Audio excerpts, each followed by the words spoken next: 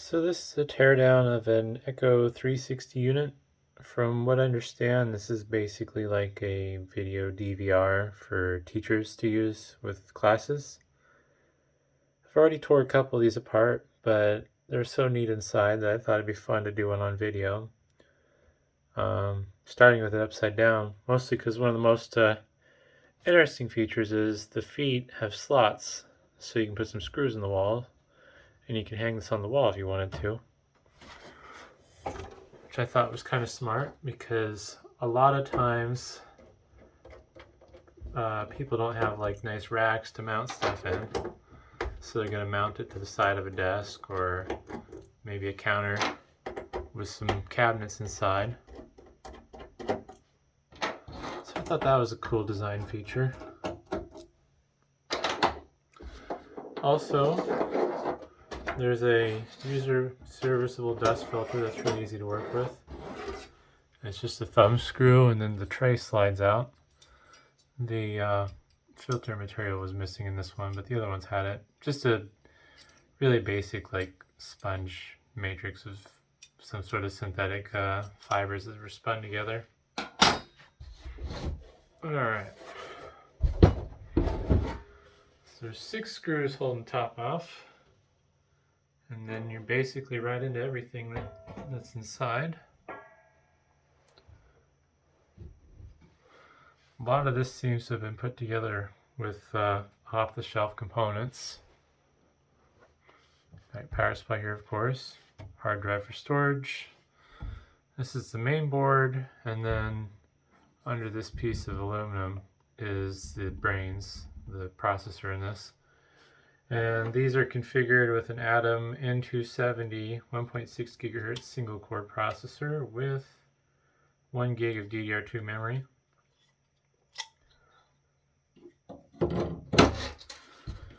One of the really cool things I noticed about this is for the power to the hard drive.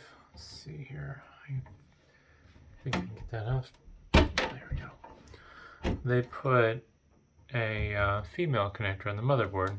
So to power the hard drive, all they needed was a standard 4-pin Molex to SATA power adapter. So they didn't have to solder any power cables or design any special stuff to power the hard drive. It's just standard connector they put on the motherboard and a standard power extender for the hard drive. Thought that was kind of smart.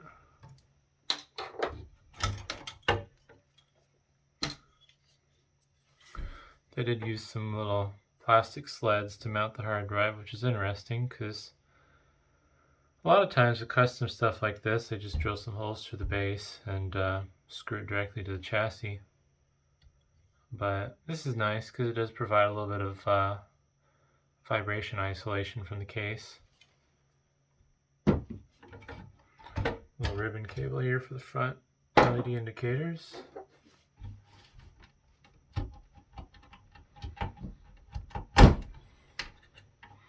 Some of these things are cable tied down, so I'll have to cut them off later to recycle this. Might actually end up saving this power supply. Let's see. It is 12 volt, 10.5 amp output, so basically 120 watts.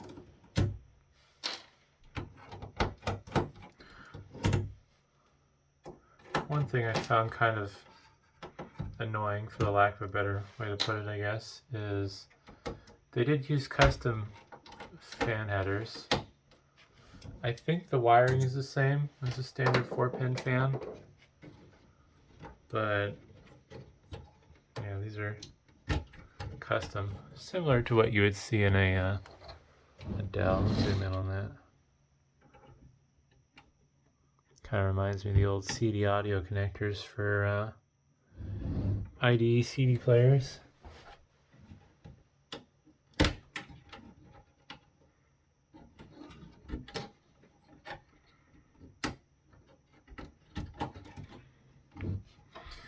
I'm gonna go back after I grab some side cutters. Alright, clip some wires loose.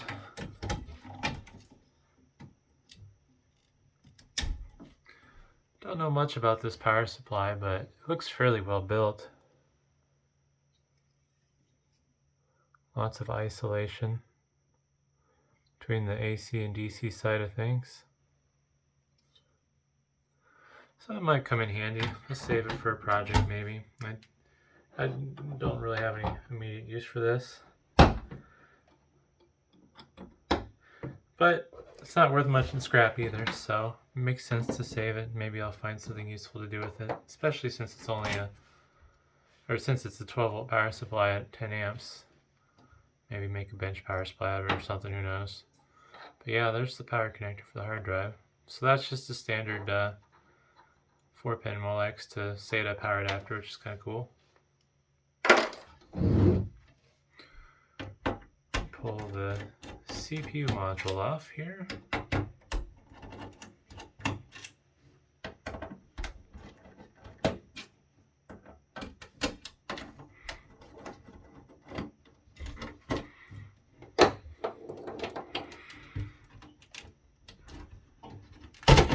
Oops, there we go.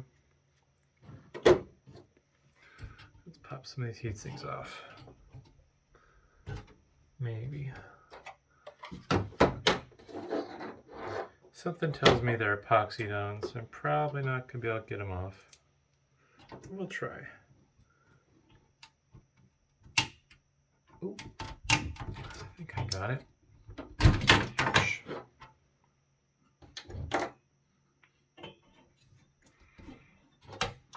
Oh, this one's already loose.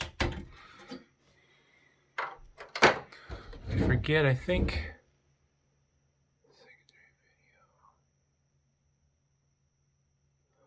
I'm not sure if these are inputs. I guess they would have to be inputs, probably. Split off of the computer the teacher was using. I'm going to flip this around so it's the right direction. It looks like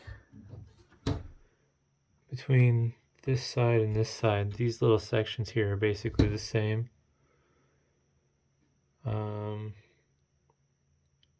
I'm going to guess that this is all power input and regulation. Clock battery, so one of these units here is clock related. This looks like it's a coil, so maybe this is the clock. I haven't looked any of this stuff up. I'm just kind of winging it like usual, but you got a Texas Instruments DaVinci chip and a Xilinx Spartan, and then what appears to be some Micron memory chips. Also, an Analog Devices chips here, which is upside down. We'll flip it around. There we go. So I'm guessing that these combination of chips are used somehow for the video recording, and they're controlled by the processing unit here. Oops, I forgot the screws are in there still.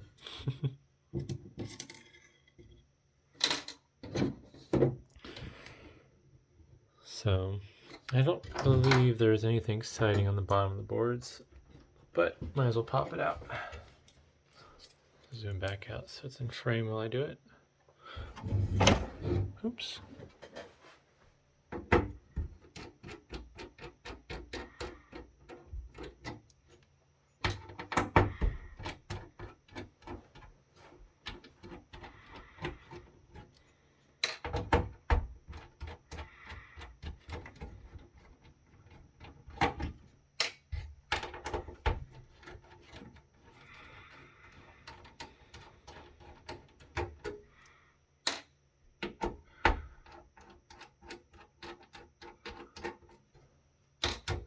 The nice thing about stuff designed like this is there's a lot of stuff you could salvage out of it for parts as a hobbyist.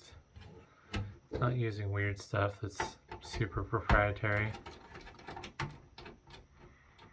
The fans are on some really nice shock mounts. You can reuse the fans. Might put different connectors on them, but that's not the end of the world. Can't see the screws from the angle I'm at. The power supply looks fairly nice. Got a hard drive out of it, which is probably bad from too many hours of use. Alright. Yeah, nothing to see in the bottom of the board.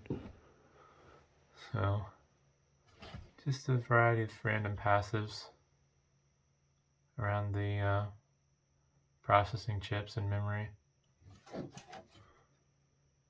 But, good board otherwise for scrap.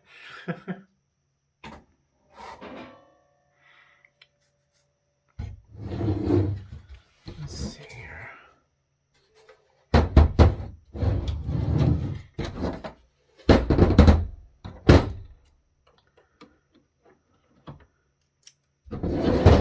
Don't have a particularly good reason for it, but I like saving these little power input things that go from line voltage.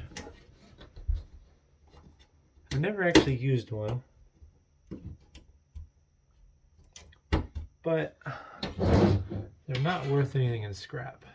If I was doing more electronics repair stuff, I could see them coming in handy. Yeah, that's stuck in there pretty good. I think, there we go. Loosen this grounding lug.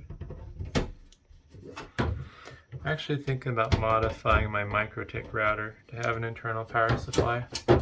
Mostly because the power supply design they have on that board is just bad. The socket is recessed in too far, and it's hard to plug it in the external power supply and have it stick. But yeah, I don't know. I like hoarding these. They're really nice if you're going to build something or work on something with an internal power supply, because sometimes these switches will go bad. Or the more annoying thing is, let's see how this one's designed. Is this removable? I think it's hinged. The other annoying thing that'll happen is sometimes people will lose the fuse holders. I'm not sure. This one's in there pretty good. Yeah. That's interesting. That one's not engaged, and there's no fuse. Huh? How does that work? Oh, alright. It touches down below. That is strange.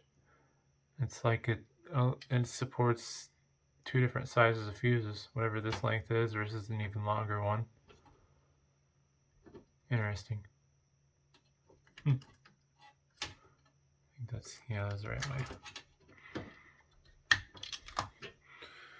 Alright, pointless rambling. The CPU module. And I think I'm going to zoom in here a little bit. Hopefully keep that in frame. There's one screw holding the heatsink assembly to the board for the CPU module.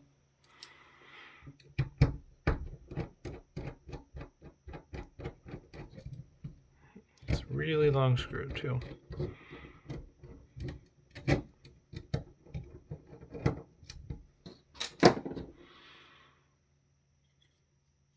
Ouch.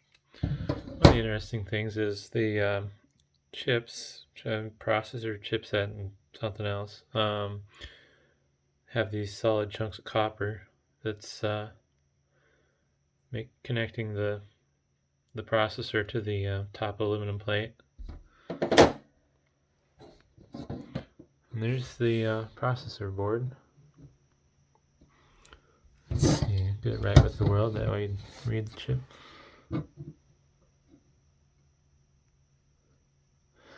Yeah, there's the Atom N270. Yep, alright, yep, same as the other ones I tore apart. Figured double check.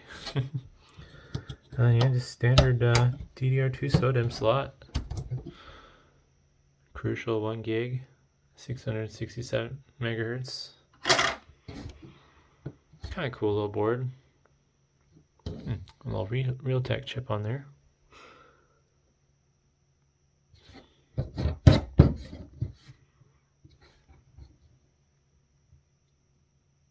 So, yeah, hopefully that was interesting. I thought at least these were really cool internally compared to some of the other stuff.